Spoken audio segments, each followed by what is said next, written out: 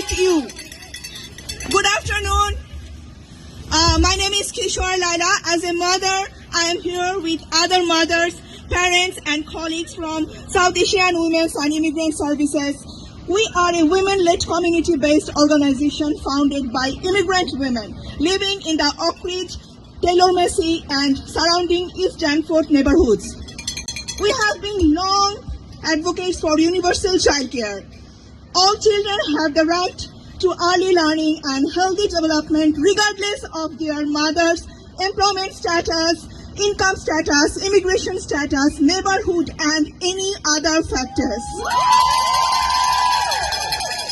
The announcement of CWLCC was important for many low-income and no-income parents and caregivers. Lack of access to childcare is a significant barrier to employment for many mothers and resulted in inequitable access to early learning and quality childcare for their children. We are excited to see this trajectory of change while we welcome this long overdue strategy and its benefits. We continue to be left behind.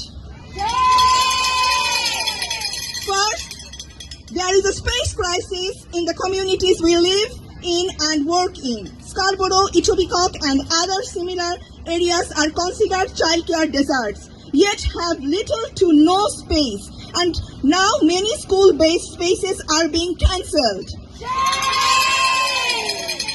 The city's 2018 targets to create childcare spaces for 50% of Toronto's child population excluded our communities, and this exclusion is continuing. Shame!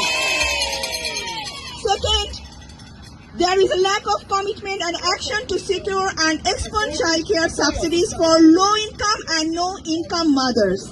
The current average of $22 a day and eventually $10 a day is still too much for precariously employed low-income and no-income parents and caregivers.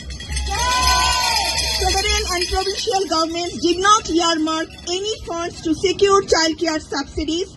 This will continue to exclude and harm communities. Shame!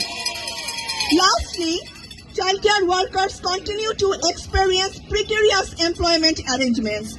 ECEs and ECAs and other staff are integral to the early development of our children, yet are facing substandard work conditions such as low wages, chaotic scheduling, the prevalence of temporary help agencies, misclassification as contractors, and challenges to accessing work-related benefits. Shame! On this occasion, my community members urge advocates, elected representatives, and policymakers to not leave us behind again. We cannot afford to be excluded. We demand increased childcare space targets to meet at least 85% of Toronto's children population.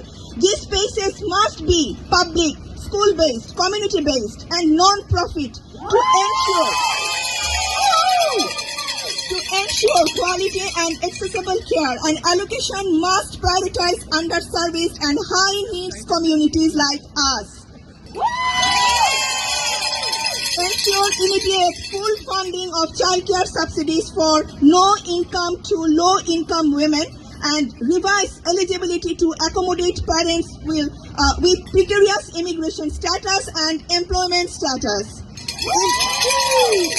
Implement public standards of employment and labor practices to protect all childcare workers. This includes ending the use of for-profit staffing agencies, provincial city pay grids that start at the living wage, publicly accessible training, and dignified working conditions. I will conclude by repeating our demands to not be left behind again. We must recognize the rights, dignity, and security of one in order to guarantee the security of all.